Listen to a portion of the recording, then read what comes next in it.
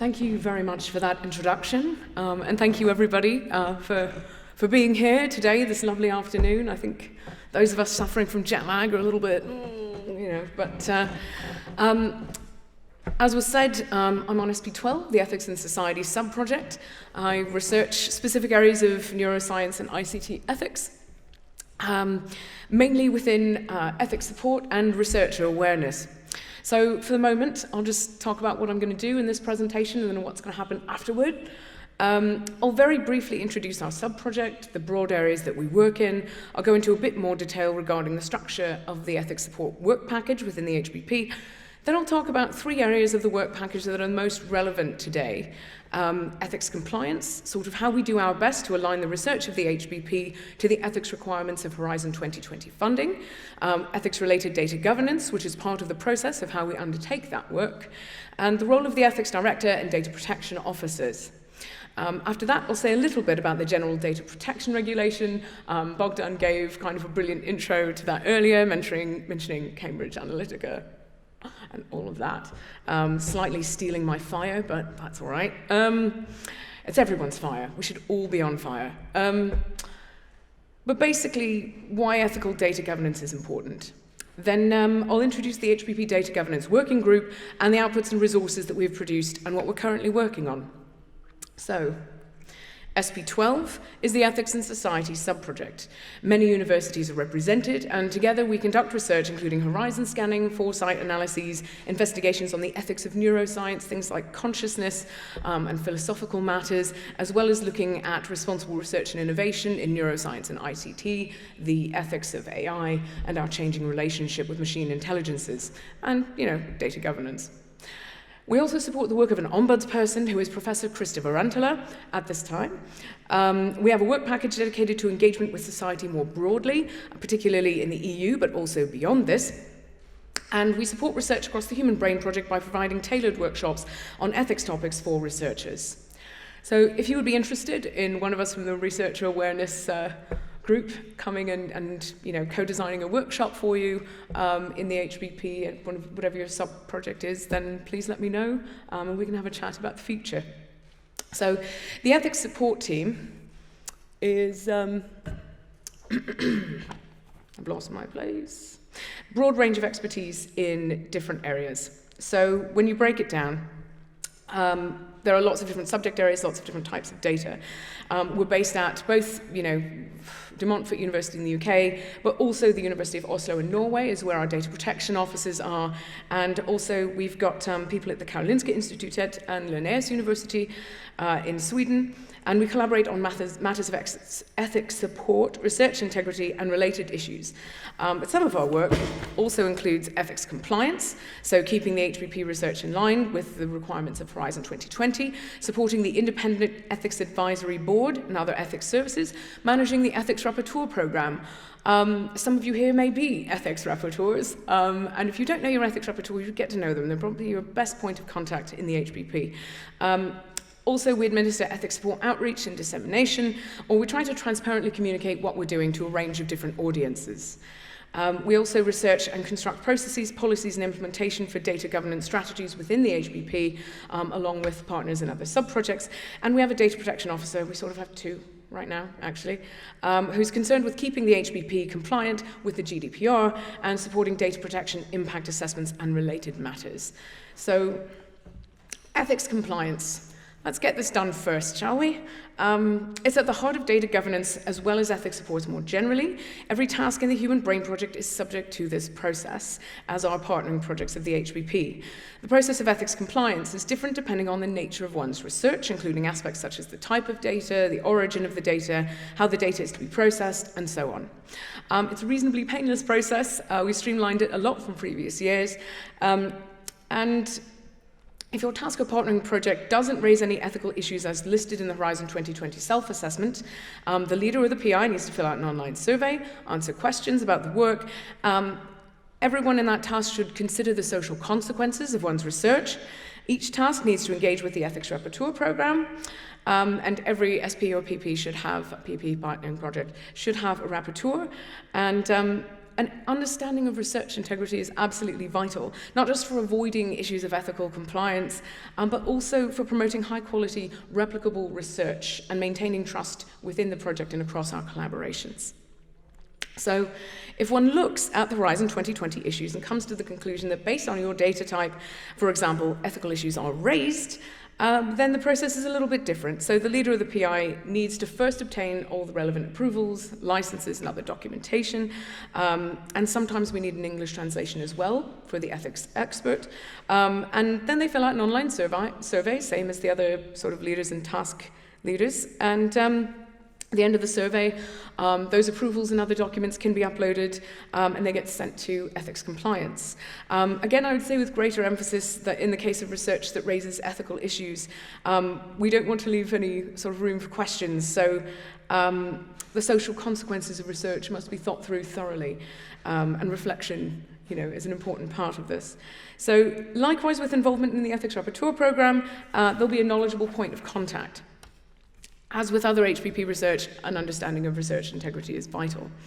So how do you know if the data types that you're using are subject to the first or the second process of compliance? What are Horizon 2020 ethical issues? Well, just to break it down very briefly, that's any data collected from human beings, embryos, fetuses, tissues, or cells, and also personal data. For human data, the licenses, approvals, and other documents are reviewed by an ethics support expert. And any data collected from non-human animals, including primates, rodents, and so on, for non-human animal data, again, those documents are reviewed by an expert in ethics support. So this also... Another ethical issue is any data that involves a non-EU country. In that case, we need documented evidence of adequacy so that the regulations under which those data were dealt with, those meet the requirements of at least one EU member state. So environment, health and safety, this is standard scientific practice, but we still need to consider sort of the environmental impact of the research that we undertake in some cases. Well, in all cases, but in some cases it may be present and it may not be. Right. So reviews by ethics support experts and compliance checks that I've mentioned, these are necessary for us to report back to the European Commission. So if we move on to data governance, I'll begin with the key figures. Professor Bernd Stahl is my boss. He's the head of the ethics support work package, and he's also the ethics director for the whole HBP. The Human Brain Project handles a large and significant amount and variety of data. And that means that we're required to have a data protection officer appropriate to the scope and categories of personal data that we process within the project. Our data protection officer, or DPO for SDA1, was Katrine Orr, and we're currently in a transition period, so we kind of have two at once, but duties are being passed on gradually to Dr. Kevin McGilvray for SDA2. Data protection officers are specialists in data protection. Ours work with the HBP to facilitate compliance with the GDPR. Their role includes consultation on data processing activities, and they also provide advice and recommendations for compliance with applicable laws. They also, in addition to carrying out data protection impact assessments, they communicate and they consult with data subjects, HBP partners and leadership, and supervisory authorities. You can contact the DPO directly on the data protection webpage through the Human Brain Project website. So the GDPR, a lot has been said about this today, sort of it's underlying a lot of what people have discussed, and it's received a great deal of attention. It comes into effect on the 25th of May, and we're working pretty hard to ensure that we can all comply with it. The GDPR is a legal framework that sets guidelines for the collection and processing of personal information of individuals from the European Union. So it sets out the principles for data management and the rights of the individual, whilst also imposing quite substantial fines for a breach. I believe it's 20 million euros or 4% of annual turnover. This is quite substantial, and although there's certainly a social justice angle for ethical data governance and also a business case to be made for doing so, the fines will probably have an impact. So how would the HPP be evaluated against this piece of legislation? Well, the short answer is the data protection impact assessment that I mentioned before. These used to be called privacy impact assessments, and they're meant to be systemic processes for assessing the impacts of processing of personal data and the effect that processing has on the fundamental right to privacy of the data subject. DPIAs are intended to be a continual process that should regularly be reviewed and assessed. And the HPP is obligated to carry out a DPIA based on the data processing operations that we undertake.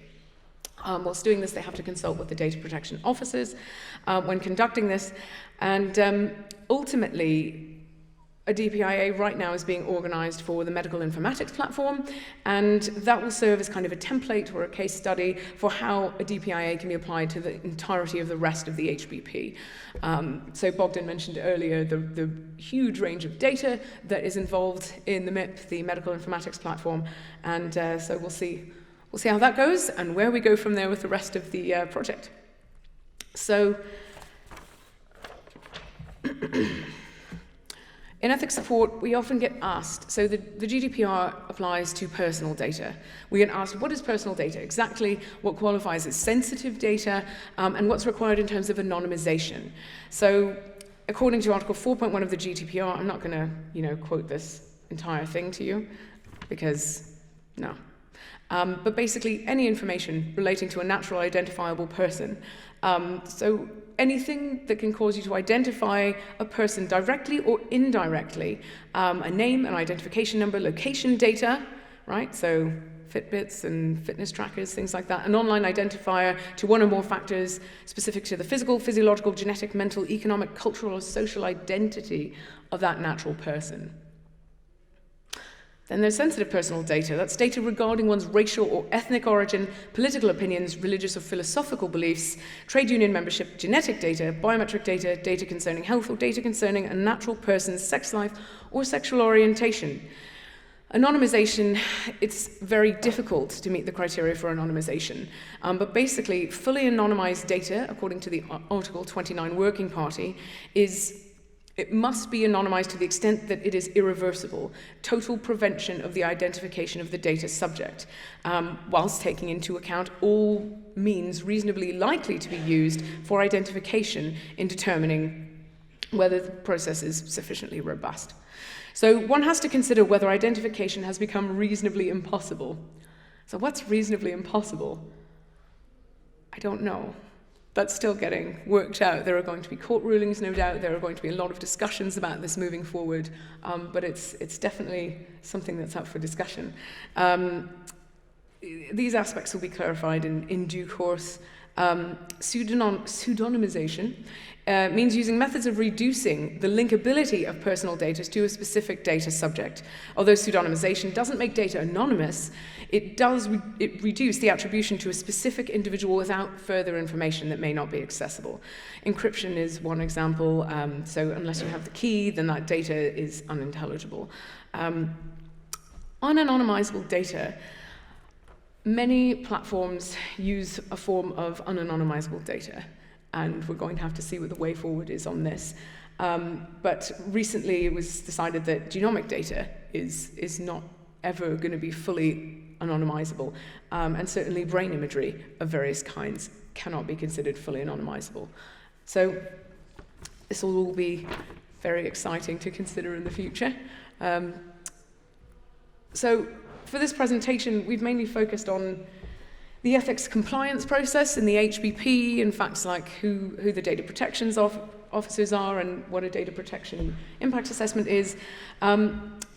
But the frameworks for responsible ethical data governance have been created with the aim of supporting future innovation and collaboration in line with the open science agenda that also benefits society. So the fact is that data, as mentioned earlier, are not neutral. And in this era of big data, the misuse of personal and other data is a major concern. So you only have to look at the news on Brexit in the UK, the election of Trump, and no doubt other developments that have been impacted by the machinations of Facebook and Cambridge Analytica. So Google faces regular challenges, and to their great credit, DeepMind are investing heavily in their ethics division. In their own words, technology is not value neutral, and the ethical and social implications of their work is paramount.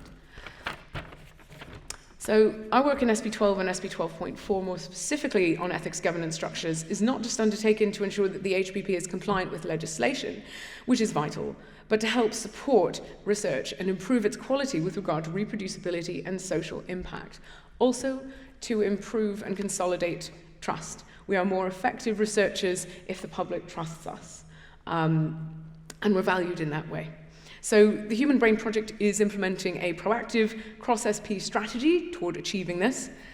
And the Data Governance Working Group is responsible for developing these policies, processes, and workflows for data governance and management across the entire HPP. It began with a focus on the neuroinformatics platform, but fairly quickly has expanded to include all of the platforms across the Human Brain Project. At this time, it includes technical and scientific coordinators, Jeff Muller and Martin Telefont, members of ethics support who work on data governance, including myself, Professor Jan Bjarli as head of the neuroinformatics platform, and Colin McMurtry for the high-performance analytics and computing platform. I mentioned the process for ethics compliance a little earlier in this talk, and this is the process for doing this. We'll see if this works, or maybe it doesn't work on this. That's too bad. It's okay, you can look at the data policy quick guide if you would really like to see the workflow. That is in this next slide. So just really quickly here, I don't know if you can scan that QR code. I wasn't sure how big this would be, but if you can, that will link you to the data policy quick guide, and the workflow, the data registration workflow is in that. The Data Governance Working Group have produced a number of internal deliverables on data governance, and most recently the Data Policy Manual Quick Guide, and that's intended to be an accessible general guide to data policy for members of the Human Brain Project and partnering projects. The full Data Policy Manual and the Data Management Plan are living documents. They will be under sort of constant review and adjustment in order to respond to changing requirements with agility. So here are some resources which you may wish to consult at some stage soon. The ethics support page, data protection, that'll get you to the data protection officer and their resources, some of the things that they would suggest people reading. And also, I might recommend that you look at the standard operating procedures if you're curious about any aspect of research methodology in the HPP. So, yeah. Oh yes, I should mention, there isn't a researcher awareness page yet, but we're developing that with our partners at King's College London, so it will be up very, very soon. Do keep an eye on it. Likewise, we are, SP12 are developing an opinion on dual use, but on responsible dual use, because the context and discussions around what is dual use, what constitutes it, in line with certain changes are going to be very exciting. And we, the HPP wants to keep abreast of these developments, so we'll be working on that, and that will be up in the coming months as well. So I was asked to do a little activity here, and on finding out how many registrants there were, I thought, oh, I can't actually get people to get up and do an icebreaker and move around the room. But here you are. You could get up and move around the room and talk to each other if you wanted. Is that too weird? Would you rather log into a website and do this? Okay. All right. If you go to www.sli.do and enter the event code T823,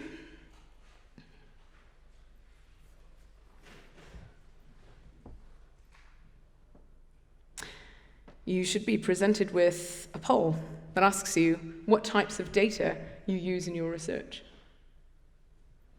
And there's a checklist there. And you can see sort of, do you use non-patient human health brain data, human patient data, animal data, sort of model organism data, or animal data from non-human primates or cephalopods. I don't believe we have any cephalopod research in the HPP, but it's still part of that category.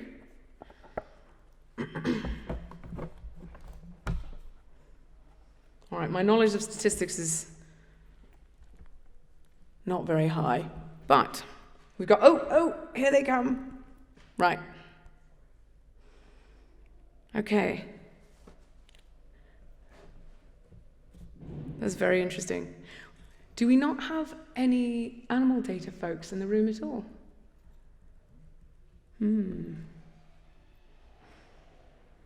This is not my machine, so there's no way to show this to you in real time, but this is very interesting.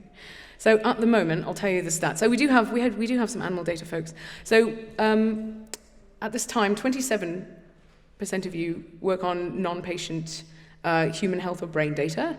Human patient data, that's pretty high, 55%. 55% of you use simulation data.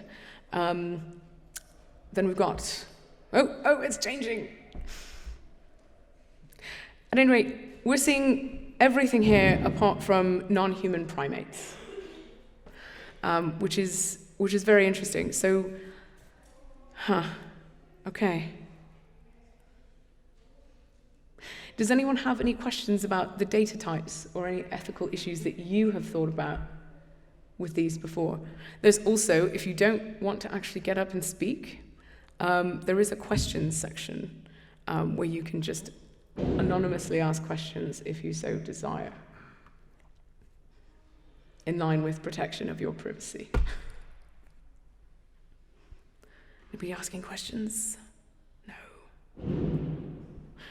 All right, so this hasn't changed in a bit in terms of the types of data that folks are using in research.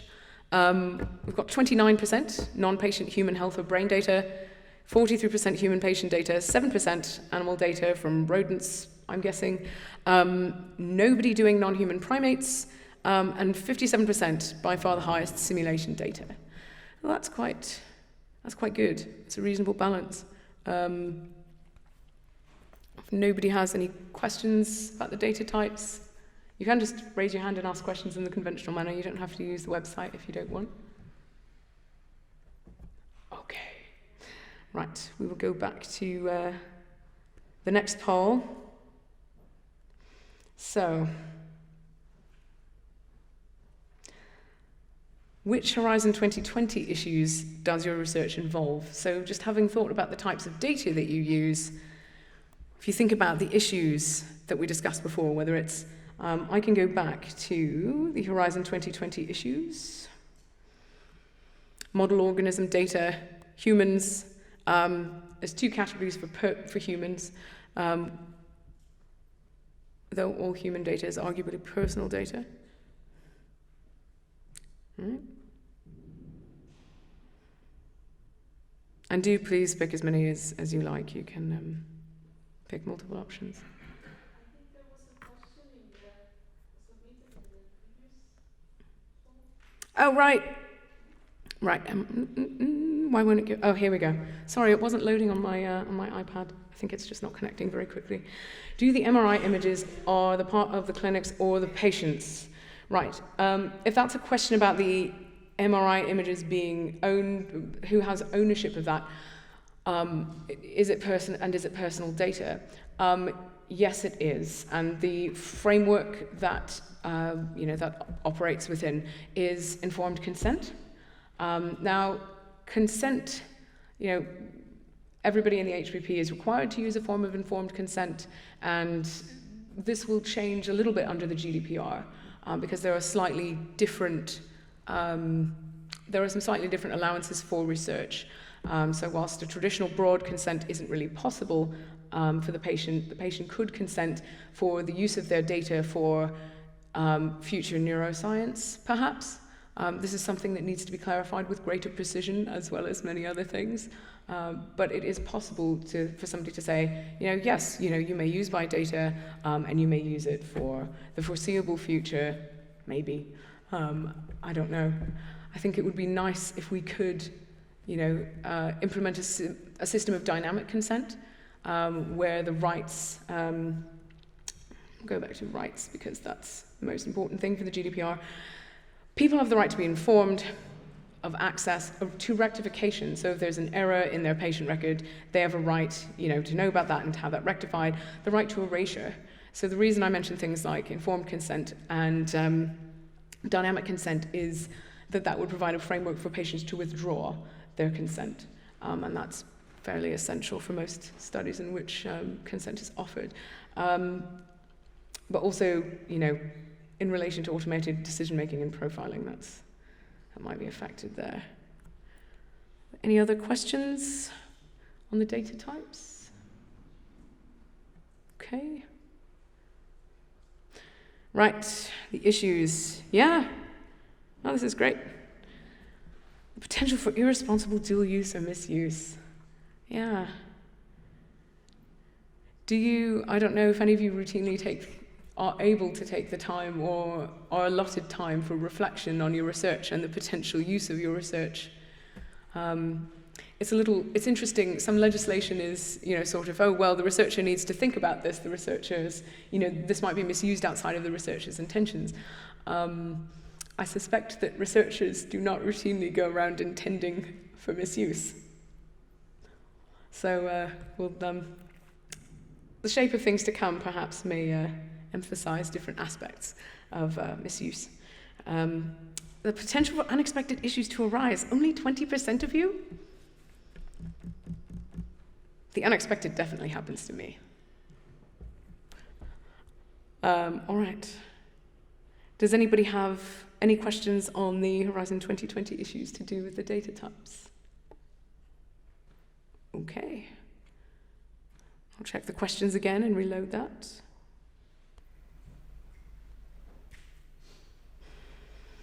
You don't just have to kind of answer my questions. You can say, how do I contact my ethics rapporteur, or something like that.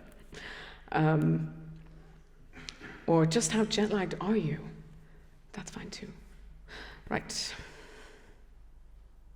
So the last question for this is, how do you see your research fitting into the general data governance infrastructure of the HBP? So this is where I am a bit sad that link doesn't work. But if were any of you able to access the data policy quick guide using that scan? You were. Could you see the flowchart? It's not terribly, I think it's on page 5 or 6. Depending on what your page size is.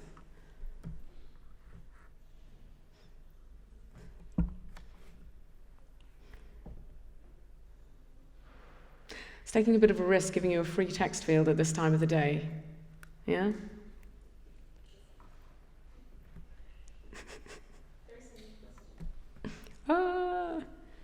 Yeah, this is what happens if I misuse data? Right. Well, if it's under the purview of the GDPR, then the fine for a breach is significant. But this is a really broad question, and of course the short answer is always, it depends. It depends on the type of data, it depends on the nature of the misuse, it depends on the scope of the misuse. So it depends on whether you signed up to a certain data use agreement or a terms of service or something like that when you're using a specific resource, and then you're at a minimum, you would be sort of prevented from accessing that platform or that resource in the future. But yes, if it's a GDPR violation, a breach of the GDPR, that's the big time.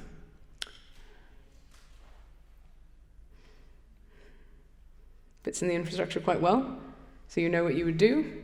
That's excellent. If anyone doesn't have this answer, I would love to help you. Or at least chat to you.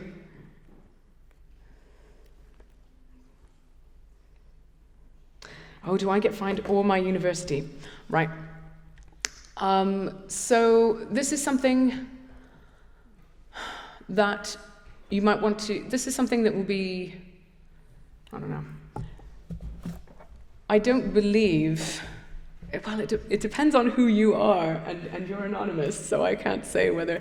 So I understand that the PI will bear some responsibility, but in terms of the financial ramifications, I have previously been advised that it would be the institution for whom you work.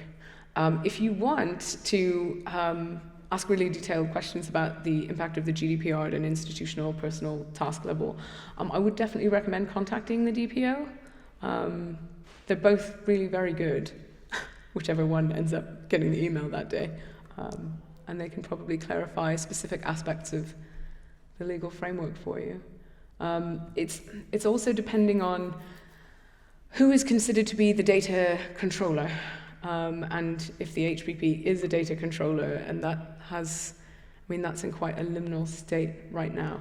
Some people in my SP would say, yes, there's no way of getting around it. Some people in my SP would say, no, the SP is not a data controller. So, as with all things, we must remain agile and attentive. But yes, with wording like,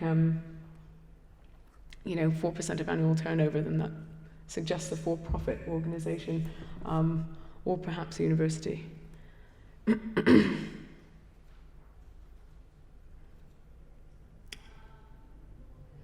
Not really, not using person data or simulation.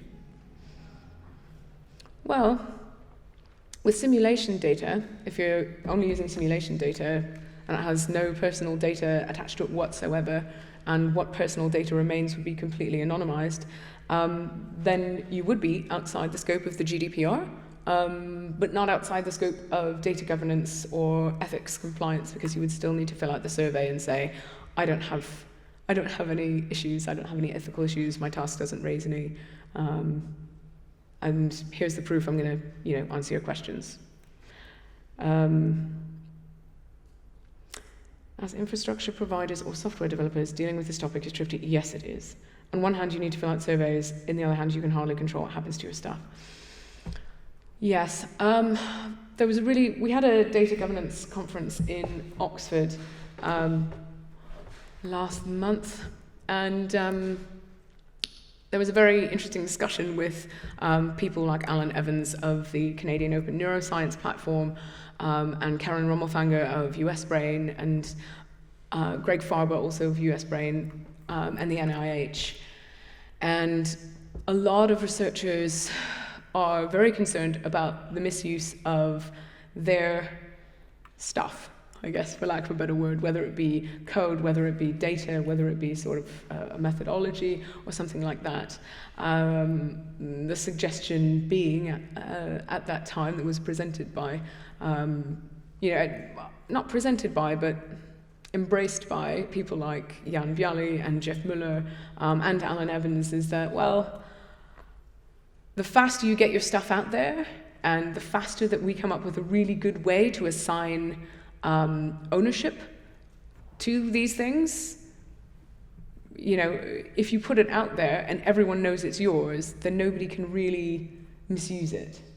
And there were some pretty good examples made of people who published their entire sort of notebooks, people who film themselves and put themselves on YouTube constantly, but everybody knows that they're doing the work that they're doing, so nobody can really take their technique or take their data because it's very well known in their subdiscipline who's doing that work. It's not really a particular fix, and I think we do need to think about it moving forward, because we're all producing really interesting stuff and stuff that has enormous potential for social good, but it's not, it doesn't necessarily fit very tidily into traditional boxes, which is why, the boxes are having to change and we're having to develop new manuals and new ways of approaching things. I'm just reloading this.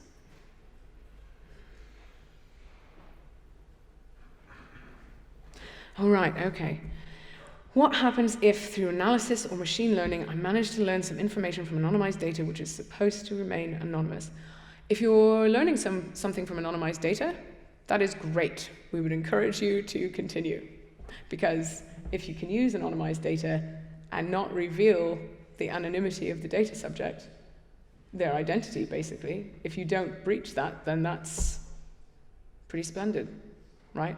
I mean, that would be epic. If you could do research on data that had been anonymized and not have any knowledge of any aspect that would make those people identifiable, then that would be incredibly useful. But also, yes, if you find a way to identify people, because I'm not entirely sure what the question is, if you find a way to identify people who are supposed to be anonymous, like anonymized in the data, but you find a way to identify them, then please tell your DPO. please tell your data protection officer, because that's a vulnerability, and nobody wants to be fined. And notice has to be given in cases of breach and things like that. So there's a process definitely to be followed. And if you don't feel comfortable contacting the data protection officer, there's other ways of getting in touch with people in ethics support. You can contact anonymously through the POR mechanism, which is off of our website as well. Though it is possible that you could be identifiable through the nature of the work that you describe. We, of course, would do everything we could to keep your identity secret. Am I missing anything? Did you face any criticism of any organizations which are against the research? Is this if this is a question about organizations that are against human brain project research? I mean, nobody's come on to the ethics support Twitter and said, you know, you're doing terrible things. People often have questions. They tend to be fairly civil about it. They might be against it, and they might have a critique. But I think the critiques that we receive in various fora, not just social media, tend to be from other professionals rather than, say, you know, somebody like Peter, or somebody who has sort of a, you know, their values are conflicted with the HBPs or something like that. We tend to have, you know, people who are working in similar areas just say, you know, you should be doing it this way, or why are you doing this? And it's just kind of like, oh, well, let's have a conversation. So.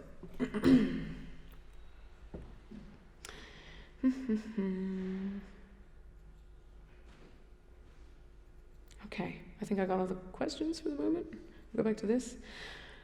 Oh, how do you see your research fitting into the infrastructure? I never thought about it. Yeah, I mean, to be honest, I didn't really think about some of the data that people in my own SP were using, and then suddenly I went, oh no, we are using personal data. Yes, of course we are. Oh boy, oh gosh, right. So there comes a time for all of us, we're like, oh, we're gonna have to do this thing, and we're gonna have to do it as well as we can. And I think what I said about reflection, this is part of the responsible research and innovation thing. And that's, you know, trying to anticipate what's going to happen, but also reflect on what you're doing, considering it, taking the time to do that. Time is expensive and costly, and I don't think we have a lot of it, you know, at an individual level. So building in that time to consider sort of where you fit within these greater frameworks is worthwhile. But it is tough to come by. And, you know, like I said, the researcher awareness group would probably be quite happy to speak to anybody who's keen to have a workshop on sort of reflecting on research or considering ethical implications of certain data types or data transfers and things like that. Let's see.